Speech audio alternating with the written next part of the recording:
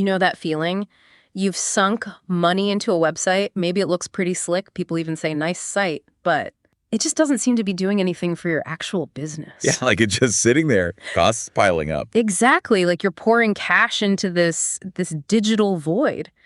So today we're really digging into that. We're asking, is your website genuinely set up to make you money, or is it, frankly, just costing you? That's the core question.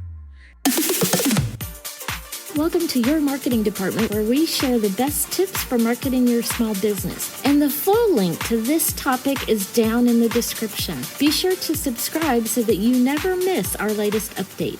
We're looking at this through the lens of an article from Unscrewed Marketing. It's called, Is Your Website Designed to Make You Money or Just Cost You Money? Right. And these folks, Unscrewed Marketing, they've worked with tons of businesses on their marketing, specifically helping them figure out this whole website thing. They've seen what works and what well doesn't. So our mission for this deep dive is pretty straightforward.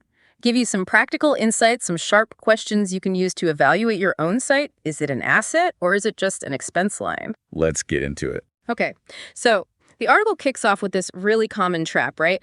Thinking of your website as just a digital business card. Exactly. Static, here's my address, here's my phone number, done, set it and forget it. Yeah, that whole approach. But Unscrewed Marketing argues pretty strongly that what you really want is a site acting more like a full-time unpaid team member. I love that framing. It's constantly working for you behind the scenes. Yeah. Doing stuff. It really clicks. And they do mention, look, a solid business website often starts around maybe $5,000 or so. Could be more, could be less.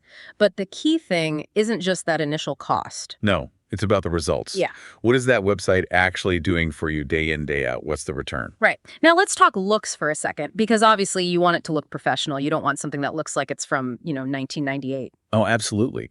Visual appeal matters. Mm. And the article rightly points out for some industries, it's absolutely critical. Think photographers, designers, maybe fashion brands. Yeah, their website is part of their portfolio, essentially. Exactly. The aesthetics are tied directly to what they sell. It has to look amazing. But for, let's say, most other businesses, where the product or service isn't purely visual. For most of us, functionality is the real engine. A beautiful design, however stunning, won't automatically bring in leads or sales if the site isn't built to actually, convert visitors or help them take the next step. It's like a gorgeous storefront with a locked door. Pretty much. And this often comes up with those DIY website builders. They dangle these beautiful templates in front of you. Oh, yeah, they look great. They do. But it's so easy, as the article mentions in their list of common DIY mistakes, to get caught up in making it look perfect and completely forget about what this site needs to do, like SEO, lead capture, automation. The stuff that actually moves the needle, you end up with a pretty shell, but no engine. Precisely. All show, no go, potentially. So, okay, beyond just showing info, what can a website really do? What are these behind-the-scenes functions we're talking about?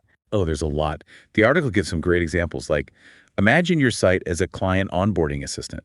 Okay. Maybe custom portals for each client.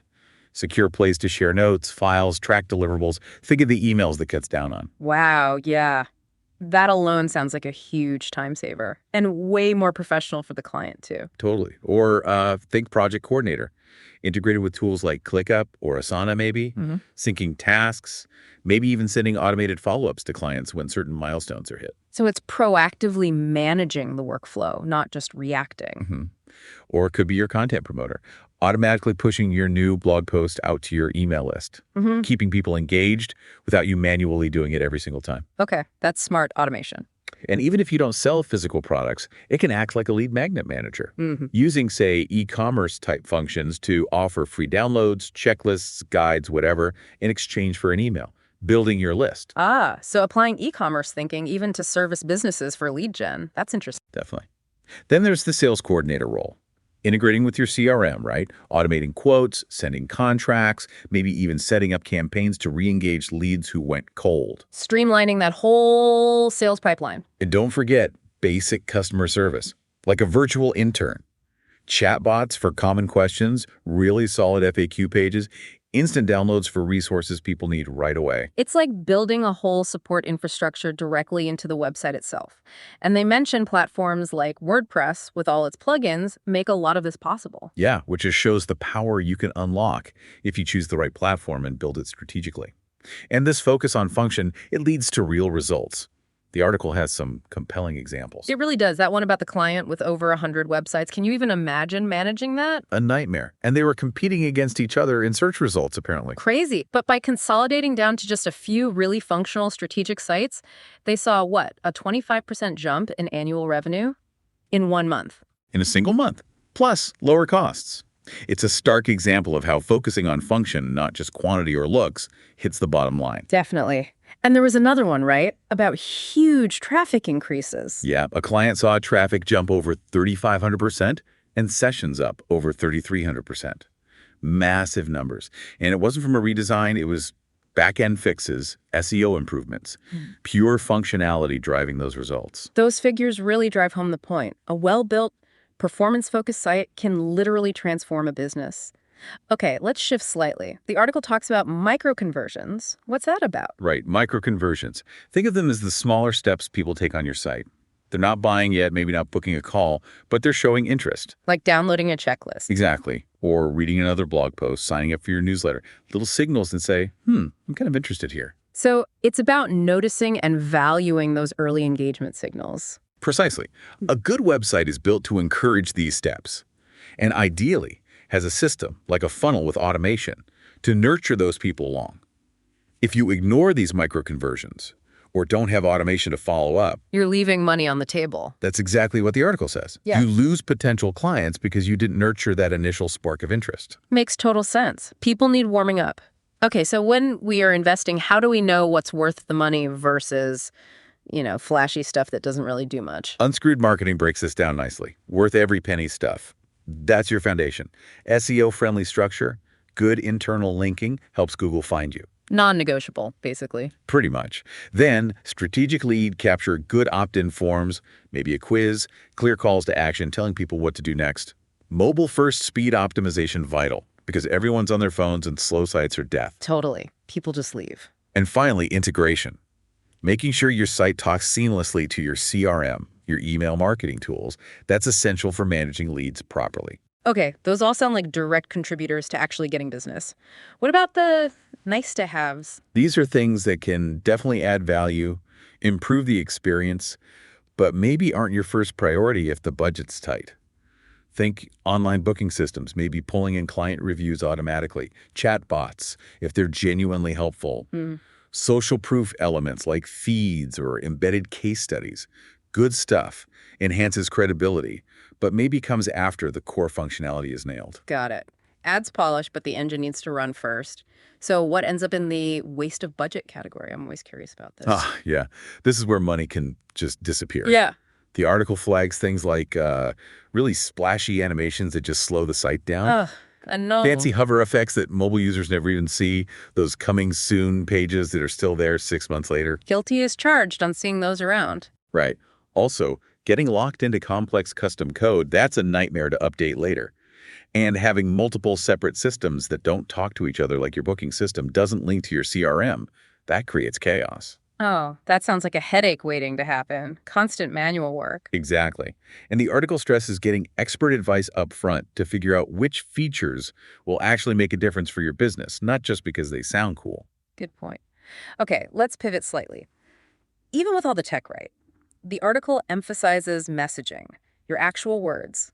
If that's weak, the best tech won't save you, right? Absolutely spot on. They specifically call out those really bland, generic statements like, we're passionate about helping clients succeed. We've all seen those. Means nothing, really. Right. It's just noise. Your messaging needs to be sharp, targeted. It has to clearly speak to your ideal customer's problem and show you understand them, and then offer your specific solution. Authenticity matters too. So, less corporate jargon, more direct, human connection showing you get it. Exactly. They even say focusing on nailing your brand communication early on is maybe even more important than agonizing over the perfect logo. If your website copy sounds like a robot wrote it, or it's just generic fluff, People bounce. They're gone. instantly. So investing time and, yes, maybe money, in crafting strong messaging and making sure your website actually reflects that voice, that's money well spent. Build that trust with words first. Okay, what about the temptation of going cheap? The DIY route. Save money up front. The article suggests there might be hidden costs there. Yeah, the appeal is obvious save cash initially, but the warning is about the potential back-end problems you might inherit or create with a poorly done DIY site. Like what? Things like plugins that conflict and break your site, Yeah. basically non-existent SEO, so you never get found, Yeah. contact forms that don't actually send the messages anywhere, Oh. or getting flooded with spam because the security isn't set up right. Lots of potential technical debt and headaches. Stuff that ends up costing you way more in time, frustration, and lost business down the line. Absolutely. They share this wild story, real cautionary tale, about a client paying a VA thousands for managing PPC ads. But the VA wasn't actually doing it. Someone else was. It cost the client like $25,000 a year in wasted ad spend. Wow. That's a serious oversight issue. Lack of expertise. Exactly. It highlights the risk.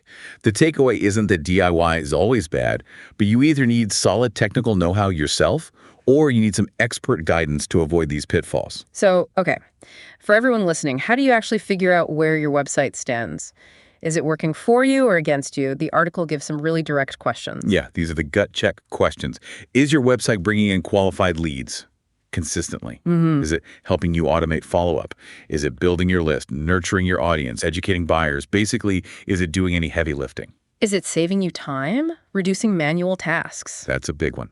And the ultimate question, is it actually making sales or directly contributing to revenue? And if you're answering no to most of those, Then yeah, the article suggests it's likely functioning as a cost center, not a revenue generator. But the good news is it's often fixable. right, it's not necessarily a lost cause. Not at all. They mention sites going from zero traffic to huge numbers just by fixing technical stuff, or seeing massive lead increases by optimizing content. The point is to spend wisely to turn it into that asset. So the big picture, the core message here seems crystal clear. A website that works, that performs specific functions for your business, is way more valuable than one that just looks pretty. Nailed it. You need that strategic thinking behind it. It's about getting a strategist involved, not just a designer, to build something that actively supports your goals. Your website should be working for you. Absolutely. Now, for you listening, if you want a quick self-check, the article groups helpful questions under headings like traffic and visibility, lead generation, content, functionality, user experience. Think about your own site through those lenses. Yeah, those categories are a great framework. Helps you quickly spot areas where your site might be, well, underperforming and where you could focus your attention. Okay, so wrapping this deep dive up, key takeaways seem to be function over just form, pay attention to those small micro-conversions, invest smartly in the features that actually drive results, get your messaging sharp and clear, and, crucially, keep evaluating if your site is actually paying its way. Definitely. And maybe a final thought for you to consider. Take a look at your site this week. What's one part of it that's currently just a static business card?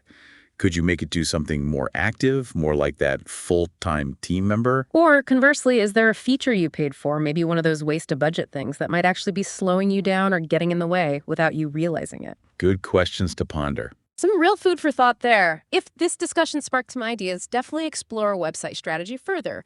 Maybe check out that Unscrewed marketing article again, or look into things like SEO, CRM integration, email marketing if those are new areas for you. Lots to explore until our next deep dive. Most entrepreneurs keep guessing. My clients, they get clarity and results. The Unscrewed Room is where serious entrepreneurs go when they're done chasing shiny tactics and are ready to grow smarter. If that sounds like you, the waitlist for the Unscrewed Room is open.